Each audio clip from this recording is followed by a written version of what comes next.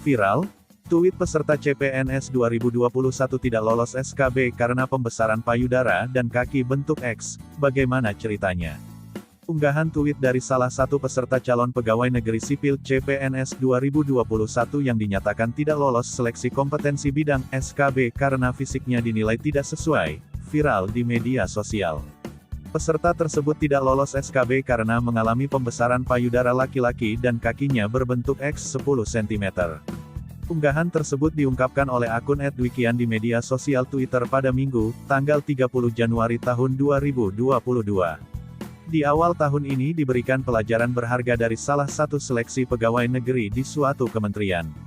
Ternyata dalam menjalankan tugasnya sebagai pegawai negeri diperlukan postur yang sempurna dikarenakan mungkin dapat mempengaruhi performa kita dalam pekerjaan di kantor, tulis dia. Padahal, nilai SKB yang bersangkutan merupakan yang tertinggi di antara peserta lainnya. Namun, pada tes kesehatan umum dan jiwa, ia mendapatkan nilai 0. Panitia seleksi pun menyatakan yang bersangkutan PTMS-1, yang artinya ia tidak lolos seleksi. Hingga Kamis tanggal 3 Februari tahun 2022 sore, tweet tersebut telah di-retweet lebih dari 2.000 akun dan disukai lebih dari 6.725 pengguna Twitter. Selain narasi soal fisiknya, yang bersangkutan juga menyertakan unggahan tangkapan layar berupa nilai hasil seleksi dan juga hasil sanggahan dari pihak seleksi. Lantas bagaimana ceritanya? Pemilik akun Twitter @dwikian bernama Dwiki Andoyo, 24, menceritakan bahwa ia mendaftar menjadi CPNS pada 2021 silam. Dwiki melakukan tes SKB dalam rentang waktu November sampai Desember tahun 2021. Ketika dirinya melakukan tes SKB dilakukan secara online dan offline. Wawancara, psikotes, dan mental ideologi secara online. Untuk chat dan kesehatan secara offline, kata Dwiki ketika dihubungi Kompas.com, Kamis tanggal 3 Februari tahun 2022. Setelah melakukan tes SKB, pada Januari tahun 2022, Dwiki mendapatkan pengumuman perihal hasil tes yang ia ikuti.